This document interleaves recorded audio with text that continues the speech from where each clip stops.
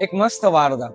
એક વહુ છે એવું નક્કી કરે છે કે શ્રાવણ મહિનાનો સોમવાર છે તો આજે ઘરના બધા જ સભ્યો આજે વ્રત રહ્યા છે તો એના માટે હું કંઈક બનાવું. તો સવારના પોરમાં એ નાસ્તો બનાવે છે. નાસ્તો બનાવ્યો, બધા લોકો ખૂબ પ્રેમથી નાસ્તો કર્યો. પછી એ વહુ અંતે નાસ્તો કરવા બેઠી. જેવો નાસ્તો ચાખ્યો ત્યાં જ એને સાવ ફિક્કો લાગ્યો, ચા પણ મોડી લાગી, ભાવ્યું જ નહીં કંઈ. પોતે આશ્ચર્યચકિત થઈ ગઈ કે આટલો સાવ સ્વાદ વગરનો નાસ્તો બધા લોકોએ કરી પણ લીધો ને મારા વખાણ કર્યા. એ લોકોની ભૂલ થઈ કે શું, મને તે નથી ખબર પડતી. કાંઈ વાંધો નહીં, કદાચ હશે કંઈક એવું. બપોરે એને ધ્યાન રાખ્યું, બરોબર રસોઈમાં તો હું ધ્યાન જ રાખીશ. બપોરે જ્યારે ફલાહારની અમુક વસ્તુઓ બનાવતા હતા, સૂકી ભાજી વગેરે, ત્યારે એને સરસ વાનગીઓ બનાવવાનો પ્રયત્ન કર્યો. બની પણ ખરા. બધા લોકોએ જમ્યું, બધા એને વખાણ કર્યા કે ખૂબ સરસ બધી વાનગીઓ બનાવી છે. પછી એ જ વહુ જ્યારે પોતે જમવા બેઠી ત્યારે ખબર પડી કે એ વાનગી એટલે સૂકી ભાજી વગેરેમાં ચટણી ખૂબ છે, અતિશય તીખું બની ગયું હતું. લોકોને ભાવે પણ નહીં એવું હતું. છતાં એના પરિવારના સભ્યો એના વખાણ કર્યા અને પ્રેમથી એને માન આપ્યું.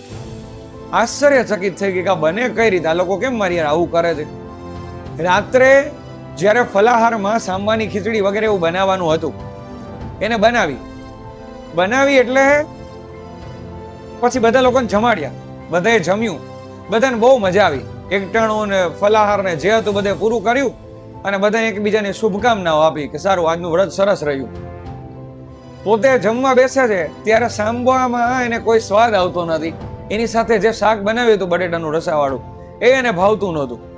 એને એમ થયું કે આજ આખો દિવસ મેં આ લોકોને આવું સાવ ખવડાવ્યું, છતાંય આ બધા મારા એટલા વખાણ કર્યા, ખબર નહીં કેમ થયું હોય. પછી રાત્રે બધા લોકો ઘર સભામાં બેઠા હતા. રાત્રે જમીને બધા લોકો એકબીજા સાથે આખા દિવસની વાતો શેર કરતા હતા. તો એમાં વહુ આવે છે અને બધાની વચ્ચે કહે છે કે મને માફ કરજો, આજ આખો દિવસ મેં તમારો સોમવાર આખો બગાડી નાખ્યો.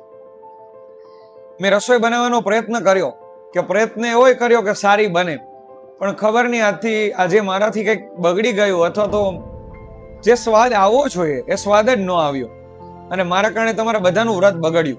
એ બદલ મને માફ કરજો.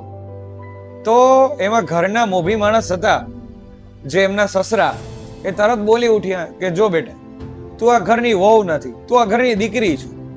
અને દીકરીથી ભૂલ થાય તો મા બાપને વઢવાનું ન હોય, એને શીખવાડવાનું હોય. જો આજે તે ભૂલ કરી તો તને જ ખબર પડી ગઈ, કારણ કે તું જમવા બેઠી હતી. તો એ ભૂલ હવે ન થાય તો એના માટે તારે શું કરવાનું? તો કે તને તારી મા પાસેથી શીખવાનું, એટલે તારા સાસુ છે એની પાસેથી શીખવાનું, એ તને શીખવાડશે અને બીજા ઘરના બધા સભ્યો તને મદદ કરશે. અને અમારા પરિવારનો નિયમ છે, કદાચ કોઈ માણસને કાંઈ ન આવડે ને તો એને ઠપકો ન આપે. એવું માની લે કે ભાઈ એ માણસનો આજે કદાચ મૂડ નહીં હોય અથવા તો એનો આજે દિવસ સારો નહીં ઉગ્યો હોય, થાકી ગયા હશે તો રસોઈ બગડી. કઈ દરરોજ એક સરખી રસોઈ બને એવું જરૂરી નથી. અમે દરરોજ વેપાર કરવા જાય, દરરોજ દુકાને, દરરોજ વેપાર એક સરખો નથી આવતો. ગ્રાહકો બધાય અમારી પાસે લેવા આવે, પણ બધાય ગ્રાહકો એક સરખા નથી હોતા. તો એમ તમે ઘરમાં કામ કરો છો, અમારી જેમ તમે આખો દિવસ કામ કરતા હોય, તો જેમ અમારાથી ત્યાં ભૂલો થાય એમ તમારાથી પણ કદાચ થાય. તો મેં એકાબીજાએ કોઈને કહેવાનું ન હોય, સમજી જવાનું હોય. અને જો આવું સમજીએ તો જ પરિવાર ટકે, નહીતર આવા જમાનામાં દિવસે ને દિવસે સાહેબ પરિવાર તૂટે છે. તો હવે આપણે સારો પરિવાર બનીને રહેવું હોય તો એ કેમ થઈ શકે? તો કે આપણે એકબીજાનું જાતું કરવું પડે. આવી નાની નાની વાતોને ભૂલી તો જ આપણે આગળ આવી શકીએ. નહીતર ઘરના જ બાજે અથવા ઘરના જ એકબીજાને સંભળાવ્યા કરે તો એનું મહત્વ શું રહી જાય? આપણે એવું કહીએ કે ભાઈ સાવરણી છે કચરો વાળે, પણ એ જ સાવરણી છૂટી થઈ જાય તો એ ખુદ કચરો બની જાય, તો એની વેલ્યુ શું? એટલે આજથી તું નિયમ રાખ.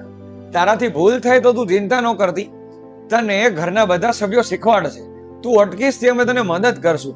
અને આજથી તું આ ઘરની વહુ નથી, અમારી દીકરી છો, એટલે તારે હર હંમેશ એવી રીતે જ રહેવાનું. તું જરાય ચિંતા ન કર.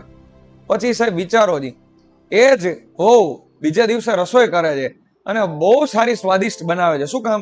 કારણ કે આગળના દિવસે એના વખાણ કરવામાં આવ્યા, અટકી ત્યાં મદદ કરવામાં આવી, એને ટોકવામાં ન આવી, એને સમજાવવામાં આવી, એને મદદ કરવામાં આવી. તો એ સારું કામ કરી શકે. પરિવારમાં છે ને આપણે આ ભાવના વિકસાવવાની જરૂર છે. જ્યારે એવું લાગે કે ભાઈ મારે આ વ્યક્તિ પ્રત્યે ગુસ્સો આવે છે, તો એ સમય દરમિયાન તમે કંટ્રોલ કરો. કારણ કે છે ને ગુસ્સો એ બહુ ક્ષણિક હોય. એટલે કોઈએ કહ્યું છે કે ગુસ્સો અને વાવાઝોડું આ બે સેમ છે. શાંત થાય ને પછી જ ખબર પડે કે નુકસાન કેટલું થયું.